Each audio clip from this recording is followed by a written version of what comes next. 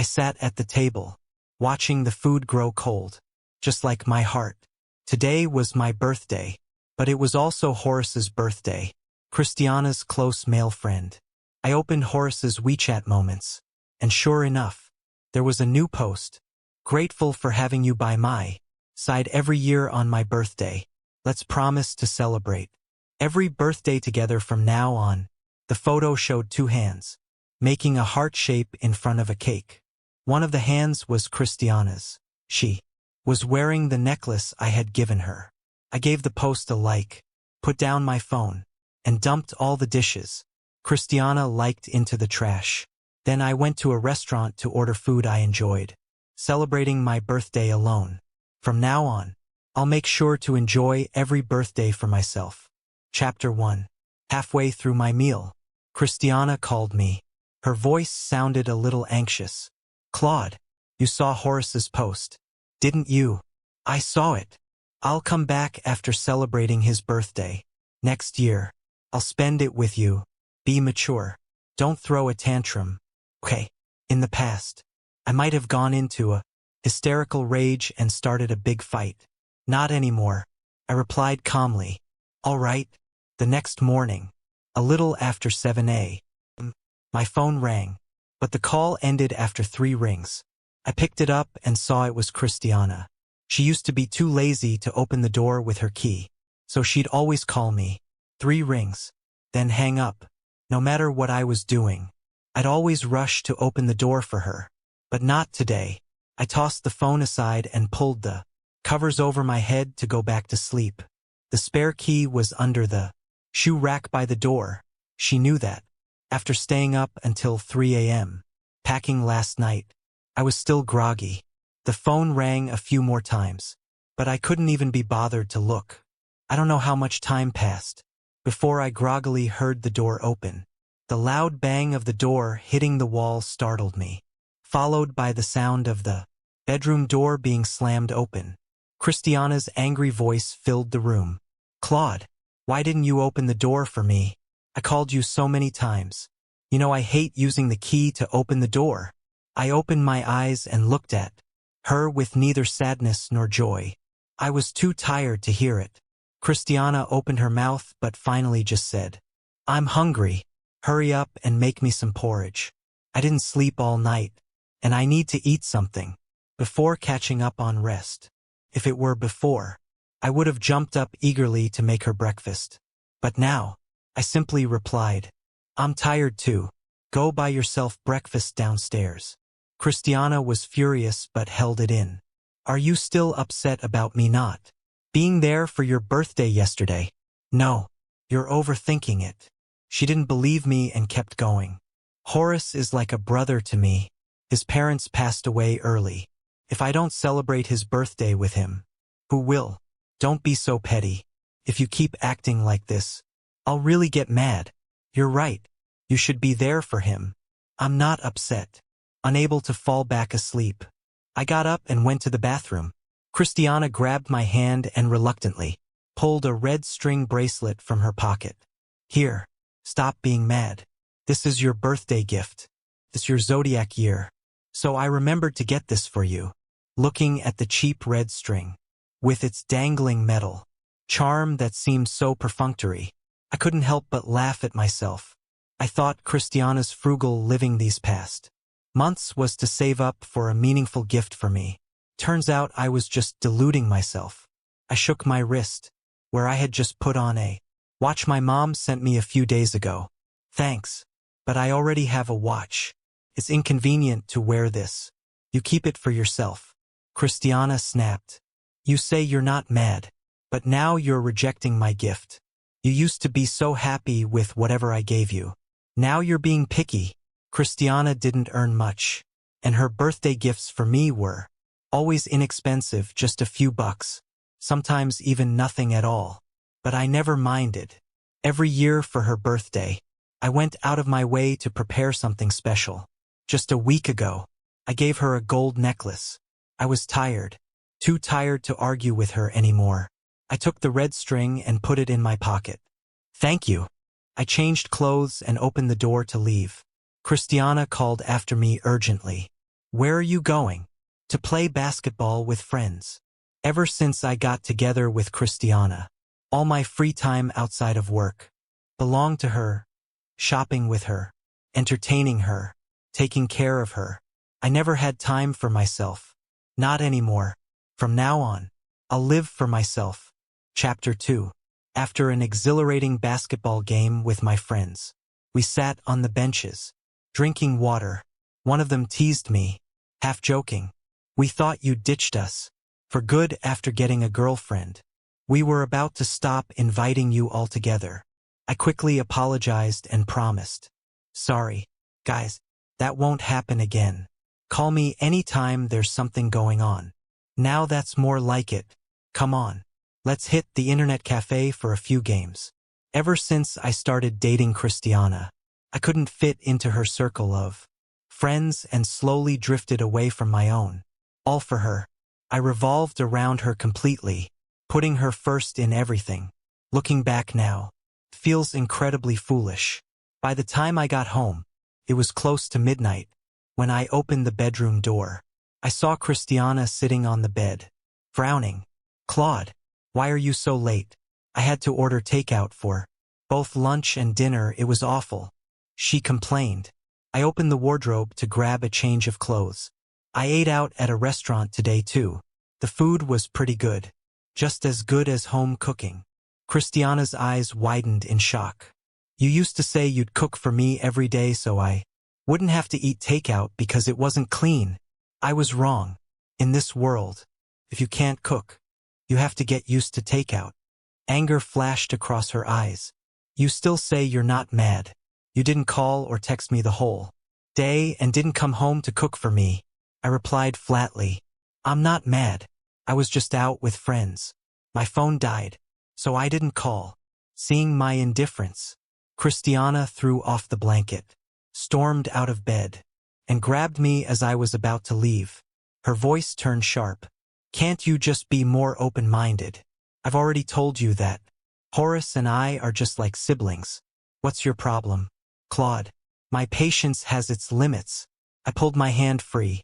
I'm really not upset. I'm just tired. I'll sleep in the guest room tonight. With that, I took my clothes to the bathroom for a shower. Christiana shouted at me from the bedroom, but I ignored her. For the first time in a long while, I slept soundly that night. Christiana moves around a lot in her sleep, kicking the covers several times a night. When I used to sleep next to her, I'd wake up repeatedly to tuck her back in. The next morning, Christiana was sitting in the living room, arms crossed, her face stormy. I knew she was waiting for me to apologize and cheer her up. In the past, whenever she was upset, I'd grovel for forgiveness, even when I didn't think I'd done anything wrong. She would then lay out a list of demands that I had to meet before she begrudgingly forgave me. This routine had gone on for years, and I was tired of it. I ignored her, got ready, and left the house. I had something important to do today. Chapter 3. I submitted my resignation at work. My manager was surprised and tried to convince me to stay, but I was firm in my decision to leave. I had originally taken this job to be with Christiana and look after her, but that was no longer necessary. Last night, I made a video call to my parents, telling them I planned to quit and move back home. I saw the tears of joy in my mother's eyes. My dad's health had been declining recently, and running a small grocery store on his own was becoming too much for him. Although I called it back home, it wasn't exactly a remote place. It was a coastal city, a small but bustling third-tier city. Christiana was from the northern province and loved spicy food. She had always refused to visit my hometown, saying she couldn't get used to the cuisine. That was why I left my parents to come here and find a job near her. That evening, I invited my friends out for dinner and shared my plans with them. They agreed it was the right decision. My parents' health was more important. After a few rounds of drinks, someone asked, "What about Christiana? Is she willing to move back with you?" I fell silent for a moment, before letting out a bitter laugh. "No, I think we'll break up. I used to think I could build a home here with Christiana and eventually bring my parents to live with us. But now, that home is gone. I'm returning to the one place I'll always be welcome, the home where my parents are. When I got back that night, I saw Christiana in a white dress, her hair flowing down her back, and her face perfectly made up. She was holding her phone, video chatting with Horace. From the phone, Horace's voice came through loud and clear. "Christiana, you're so gorgeous, even in a simple white dress. You look like an angel." Christiana giggled, covering her face playfully. "Really? You're still as sweet as ever." I stood there silently. That simple white dress wasn't simple at all. It was the one I'd bought for her, with a month's worth of salary. When Christiana turned around and saw me, her smile vanished. She turned back to Horace. "I'll talk to you later. I'm heading out now. Grab something to eat while you wait for me." Christiana could smile and joke with Horace, showing him endless care and warmth. But she wouldn't even spare me a single smile. She glanced at me with disdain before walking past me to put on her shoes and leave. I knew what was coming, her silent treatment. Throughout our years together, she often gave me the cold shoulder because of Horace. Every time, I'd panic and try every possible way to win her back. Not this time. I calmly carried the groceries I'd bought into the kitchen and made myself a late-night snack. I'd had too much to drink and barely eaten earlier, so I was a bit hungry. In the following days, I stayed busy with work handovers and packing. As the days passed, my belongings in the apartment gradually dwindled. But Christiana didn't seem to notice. Chapter 4. Today, Christiana went out to meet Horace again. I sat at the dining table, scrolling through my phone as I ate. Horace had just posted on his WeChat moments. "Whenever I feel lonely, you're always there for me. I'm so grateful." The photo showed Christiana and Horace leaning their heads together, flashing peace signs at the camera. Christiana's friends flooded the comments with likes and admiration, praising the bond between the two. For a long time, her friends had believed that Christiana and Horace were better suited for each other. They loved the childhood best friends trope, and saw me as the intruder in their perfect story. Looking at the post, I suddenly felt that her friends weren't wrong. They did seem more like a couple than just friends. In the past, I would endure for as long as I could before gently reminding Christiana to keep some distance from Horace to avoid misunderstandings. Her friends would sneer, accusing me of being overly controlling and stifling her social life. Christiana never defended me. Instead, she joined in with their criticisms, telling me to stop, restricting her and give her more freedom. On this post, Christiana commented, "And you're always there for me too." I exited WeChat with a calm heart and got up to clean the table. Thunder rumbled outside. A storm was brewing. I stepped onto the balcony to bring in the clothes, just as raindrops the size of beans started hitting the windows. In the past, rainy days would send me into a frenzy, calling Christiana to ask where she was so I could bring her an umbrella. Couldn't bear the thought of her getting even a little wet, but she and her friends mocked me for acting like a nagging mother, worrying too much and ruining their fun. This time, I took a shower early, lay down on my bed, and scrolled through short videos until I fell asleep without realizing it. The loud slam of my bedroom door being pushed open woke me up. Christiana stood there, furious. "Claude, it's pouring rain outside, and your girlfriend hasn't come home yet. You're not worried at all. If it were my friends' boyfriends, they'd be blowing up their phones, asking where they were, or going out to pick them up with an umbrella. And you." Chapter 5. I was taken aback, not understanding why she was so angry. I remembered a similar rainy evening when she had been out with Horace. I had called her several times to ask where she was and when she'd be back so I could pick her up. She'd been furious, saying I was worrying for no reason, and that Horace would bring her home. She accused me of being unable to tolerate her spending time with Horace, using excuses to make her come home earlier. She said my controlling behavior was suffocating her. Now that I was giving her the freedom she wanted, she was questioning why I wasn't picking her up. I truly couldn't understand what she wanted from me. I replied calmly, "You're with Horace. I have nothing to worry about. You two can stay out as late as you want. He'll bring you home safely." Christiana's eyes widened in disbelief. She must have been wondering how I could mention Horace so calmly and even encourage them to spend time together late into the night. A moment later, she seemed to think of something and explained, "Today is the anniversary of Horace's mother's death. He's feeling really down. And as a friend, I couldn't leave him alone. Don't overthink it." I nodded in understanding. "I get it. On a day like this, he needs the company." My reasonableness left Christiana at a loss for words. She looked intently at my face, searching for any trace of anger, but found none. Softening her tone, she said, "Claude, I bought a new nightgown.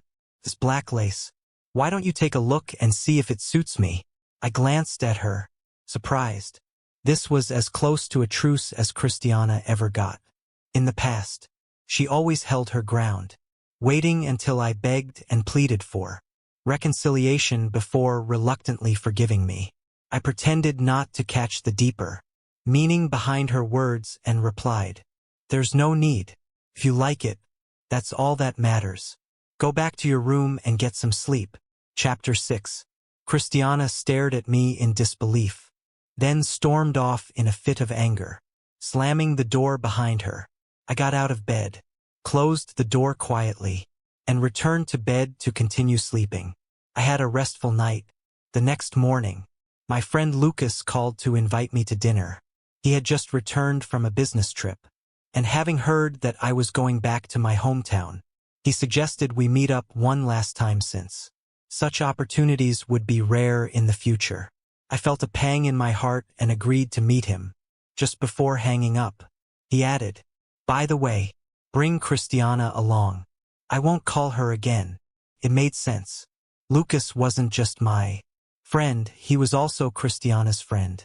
It was through him that Christiana and I had met. But with him mentioning it like that, I realized my trip back home couldn't be kept secret anymore. My personal matters were still unfinished, and I didn't want to complicate things. After hanging up, I saw Christiana coming out of her room. I hesitated for a moment, then looked up at her. "Lucas wants us to join him for dinner tonight." She looked at me with some hesitation, about to say something when her phone rang. She spoke softly into the phone. "Horace, don't worry. You won't lose it. I'll come right over and help you look." After hanging up, she quickly headed toward the door, changing into her shoes as she spoke. "Claude, Horace needs my help with something urgent. You go ahead and have dinner with Lucas. I won't be joining you. Just let him know." That evening, at a bustling food stall, Lucas and I had just clinked our glasses when Christiana walked in, with Horace following closely behind. For a moment, we locked eyes. Christiana looked surprised and a bit awkward. Horace, on the other hand, shot me a challenging grin. Chapter 7. Christiana walked up to us, a little uncomfortable, and said, "What a coincidence. You're here too." Horace pretended to apologize. Christiana saw I was hungry and suggested bringing me here. "I hope we didn't interrupt you guys." Lucas seemed to have forgotten about Christiana's refusal to join us for dinner and eagerly invited them to sit with us, calling over the waiter to add a few more dishes. Christiana seemed about to sit next to me, but I got up and moved to sit beside Lucas, leaving the seat across from me for her and Horace. Christiana's friends had been right. She and Horace really did seem more suited to each other. I decided not to get in the way of their chemistry. Christiana's face showed a bit of nervousness. A few times she opened her mouth to explain, but was interrupted each time. I continued chatting with Lucas, the constant pinging of WeChat, notifications on my phone going unnoticed. During a lull in the conversation, I pulled out my phone and saw several messages from Christiana. Claude, don't overthink it. After helping Horace find his stuff, he suddenly wanted to eat at this food stall. So I brought him here. I didn't know you were here. If you don't like this, I won't do it again. After dinner, let's go home together. Okay. I lowered my head and replied, no need. You and Horace can leave after dinner. I want to chat with Lucas a bit longer. I set my phone down and focused on my conversation with Lucas, ignoring the new messages from Christiana. A few drinks later, Lucas was drunk. He put an arm around me, his eyes red. Why are you suddenly going back to your hometown? You're my best friend here. And if you leave, I won't have anyone to drink with. I felt a heavy ache in my chest, and tears welled up in my eyes. My parents are getting older, and their health isn't great. I need to be with them. I paused for a moment, then added, your company is expanding along the coast, right? When you're on a business trip there, I'll treat you to drinks. Lucas didn't say anything else. He just raised his glass and toasted me again. From across the table, Christiana seemed to have heard something surprising. Her eyes widened in shock as she stared at me. Chapter 8. Christiana looked at Lucas in disbelief. Lucas, what did you just say? Who's going back to their hometown? Lucas, a bit drunk, took a moment to respond. Claude's going back to his hometown. Didn't you know? I invited you both to dinner today as a farewell for him. Christiana abruptly stood up and pulled me into a corner. I leaned against the wall and silently met her gaze. Her eyes were red, tears brimming on the edge. After a moment, Christiana spoke in a trembling voice. When did you decide to go back to your hometown? Why didn't you talk to me about it? I lowered my head, clenched my fists, and suppressed the urge to wipe away her tears. I decided when I was calling my parents on my birthday. You were out celebrating with Horace and didn't come back all night. So I didn't disturb you. A flash of panic crossed Christiana's face. She took a step forward and grabbed my hand. No matter the reason, I'm your girlfriend. You should have told me first about your decision. I looked at her in surprise. I had always told her everything as soon as I made a decision. I thought that was a sign of respect. But she had always been impatient. She said, you're a grown man. Can you stop being so indecisive? Why do you need to ask me about everything? I'm not your mom. Christiana took a deep breath, then cautiously asked, how long are you planning to stay there? I hesitated for a moment, then decided to keep it from her for now. I plan to stay for a few months at first. Christiana was stunned. A few months? Why so long?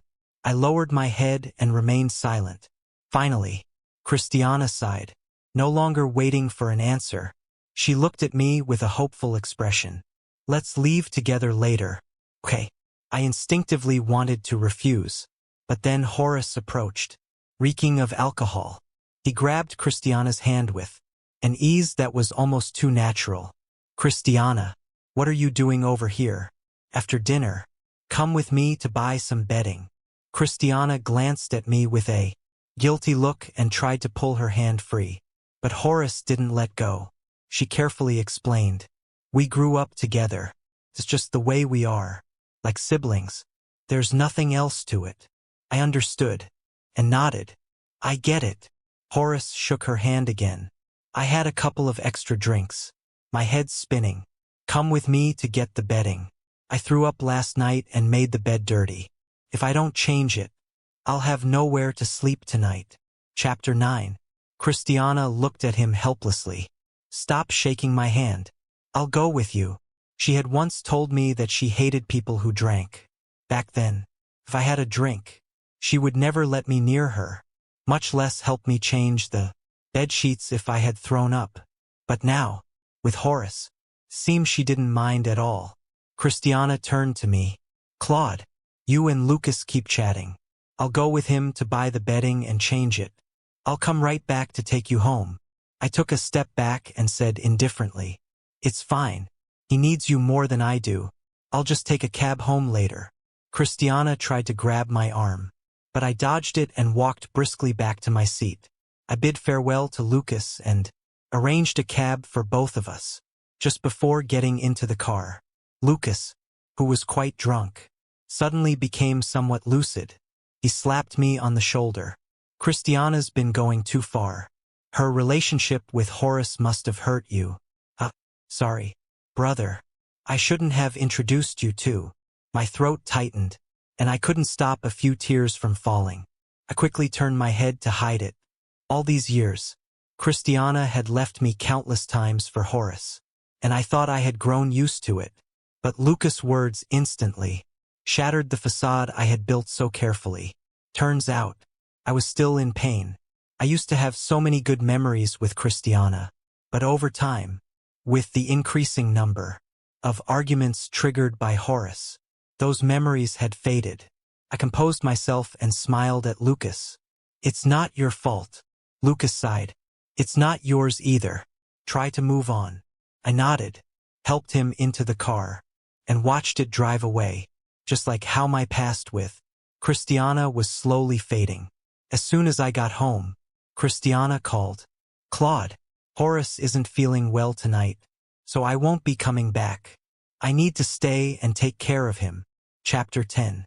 This was the first time Christiana had informed me about not coming home. In the past, whenever I asked her who she was with or when she would be back, she would get angry and accuse me of trying to control her. I would always have to coax her for a long time before she would calm down. This time, I didn't ask any more questions, simply replying softly, "Okay." Christiana explained further. "His stomach's not good. If I don't take care of him, he might end up in the hospital. Don't overthink it. I'll be back first thing tomorrow morning." I responded again, just as calmly, "Okay." Christiana seemed like she wanted to say more, but then Horace called her name in the background. She quickly dropped the phone's last words. "Don't think too much about it. Once his stomach feels better, I'll be right back." Then she abruptly hung up. I couldn't help but let out a quiet laugh as I looked at my phone. I had been drinking a bit more than usual with Lucas tonight, and now I was feeling dizzy and nauseous. I went to the bathroom and threw up several times before I started to feel a little better, but my stomach still hurt. It was only then that I remembered my own stomach wasn't in the best condition either. I had been drinking too quickly and hadn't eaten anything to line my stomach beforehand. I forced myself to find some stomach medicine, but couldn't wait for the water to boil, so I just swallowed the pills with cold water and lay down in bed. That night, I tossed and turned, unable to sleep. By dawn, I finally managed to rest for a little while. The next day, Christiana didn't return until the afternoon. When she walked in, I was cleaning the house, which had gotten a bit messy from a few days of neglect. Christiana, unusually, walked over to help me clean up. "Let me help you." I looked at her curiously and shook my head. "It's fine. I'm almost done. Since we got together, I've always been the one taking care of the housework." She never did anything. Christiana put her hand down and looked at me, almost nervously. "Horace's stomach's been bothering him again. He doesn't take care of himself, so he keeps getting sick. I stayed up with him last night to take care of him. I'm exhausted." I nodded in sympathy. "That sounds really tough." Christiana seemed a bit awkward, probably not expecting me to be so calm. After a while, she hesitantly asked, "Claude, I've been thinking, what if I go with you to your hometown?" Chapter 11. I was surprised by her suggestion. In the past, whenever I mentioned that I wanted her to come with me to my hometown during a long holiday, she always refused firmly. She would complain about the long train ride, say she'd get motion sickness on a plane, or cite the unfamiliar food and language barrier as excuses. There was always some reason to avoid it. If this were before, I would have happily jumped up to help her pack, booking flights and making all the arrangements. But now, I simply replied indifferently, "No need. You have work to do. My trip isn't certain, so don't trouble yourself." Christiana's smile froze for a moment, and she awkwardly said, "Then I'll just wait for you at home." I didn't respond. Christiana then asked, "It's my best friend's birthday tonight. Why don't you come with me?" I was surprised again. She never invited me to her friends' gatherings, because her friends always looked down on me. Every time they had a get-together, she would bring Horace along instead. I refused. "No, they won't be happy if I show up." A flicker of discomfort flashed across Christiana's face. "Why not? You're my boyfriend. They won't mind." I looked at her quietly until she lowered her head. Guilty. I remembered a time when one of her friends had mocked me for not measuring up to Horace. I had been helpless and asked Christiana for support. She had brushed it off and said, "You're not as good as Horace. But since you're my boyfriend, you need to figure out how to handle my friends on your own. Don't expect me to do everything for you." But the truth was, her friend's attitude toward me depended entirely on her own. If she had respected me, they wouldn't have dared to treat me that way. I packed the trash and prepared to take it downstairs. "I'm busy tonight. Ask Horace to go with you." Christiana looked at me in disbelief, as if she had never imagined I would refuse her and ask her to take Horace instead. She grabbed my arm, looking nervous. "Where are you going tonight?" "Let me go with you." Chapter 12. I explained. "I finished my work handover, so I don't need to go to the office tomorrow. I'm planning to have dinner with a few colleagues I'm closer to, just to say goodbye. It'd be better if you go to your best friend's birthday party." After hearing that, Christiana didn't insist on staying with me. Instead, she asked tentatively, "If you're not going, should I really call Horace?" I smiled and nodded. "Go ahead." Christiana scrutinized my face, clearly looking for signs of jealousy. But she was bound to be disappointed. "Don't you feel even a little bit jealous?" She couldn't help but ask. I found it strange. Wasn't she the one who hated it when I showed jealousy? Now that I was no longer jealous, just as she had wanted, she seemed uncomfortable with it. "What's there to be jealous about? You've said before that you two are like siblings. Besides, he's closer to your best friend, so it's only natural that you'd go with him, right?" Christiana opened her mouth as if to say something, but in the end, she didn't. Instead, she just reminded me, "Come back early, and if you're drinking, call me. I'll come pick you up." I thought for a moment and then nodded. I would definitely be drinking that night, and it was nice of her to offer to pick me up. It would save me the trouble of taking a taxi. After dinner, I called Christiana. The music on the other end was loud, and it sounded like there were a lot of people laughing and talking. I hesitated before speaking. "I'm done here. Is your party still going on? Maybe I should just take a taxi home." Christiana quickly stopped me. No. I said I'd pick you up. Wait for me for a bit. I'll tell them I'm leaving." Just then, I heard someone shout for Christiana from the other side. "Christiana, hurry up and take Horace home. He's drunk, lying on the floor and won't let anyone touch him. He keeps shouting for you. Hurry up." Christiana hesitated and asked, "Claude, do you mind waiting a bit longer? I'll take Horace home first." I forced a smile and, trying to be understanding, said, "It's fine. Go ahead and take him home. I'll just take a taxi myself." Christiana quickly explained, "Claude, don't worry. Once I drop him off, I'll come straight back. There's nothing going on." I know. You go ahead. I'll get a taxi." After hanging up, I called for a taxi and headed home. After washing up, I lay in bed. Then my phone rang. It was Christiana calling. I picked up, but before I could say anything, I heard Horace whining on the other end. "Christiana, don't leave. My stomach hurts. Can you rub it for me?" Chapter 13. Christiana's voice sounded helpless. "Horace, stop messing around. I have to go back. Claude is still waiting for me at home. Let him wait. It's not like he's never waited before." "Christiana, my stomach really hurts. Can you bear to let me suffer like this?" Christiana sighed. I really can't deal with you. Is it here? Does this feel better? Yes, right there. It's getting better. But can you rub it a bit longer? I listened, expressionless, and then hung up the phone, which was probably a misdial. I watched a few videos on my phone, then turned it off and went to sleep. Christiana didn't come back that night. It was almost noon the next day when she finally returned home. She changed her shoes and walked up to me, explaining, "After I took Horace home last night, his stomach problems flared up again. I took care of him until late, so I didn't come back.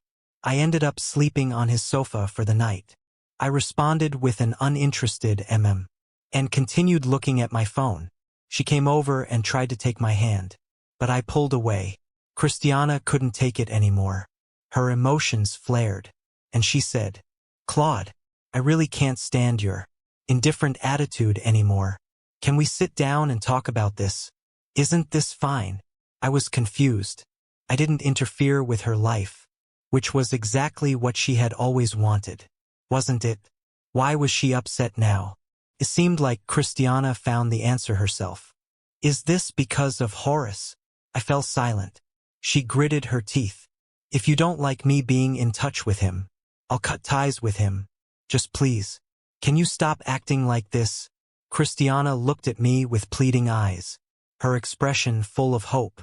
In the past, no matter how much I argued, she wouldn't sever ties with Horace. But now, she was so easily willing to say it. What I had been hoping for over the years was about to be fulfilled. Yet my heart felt as still as water. I said indifferently, "No need. It's your right to be friends with anyone. I have no right to interfere." Christiana's expression became anxious. "Claude, do you not believe I'll really cut ties with Horace? I'll call him right now." With that, Christiana pulled out her phone, dialed Horace's number, and put it on speaker. Soon, Horace answered the phone. "Christiana, are you home? Already missing me after just getting back?" Chapter 14. Christiana glanced at me in panic, then quickly raised her voice to stop him. "Horace, stop talking nonsense.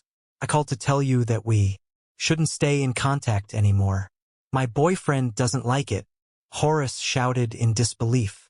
"Christiana, what do you mean? How can you do this to me for that petty Claude?" Christiana reiterated. "He's my boyfriend, and you're not allowed to say that about him. We won't be in touch anymore. That's it."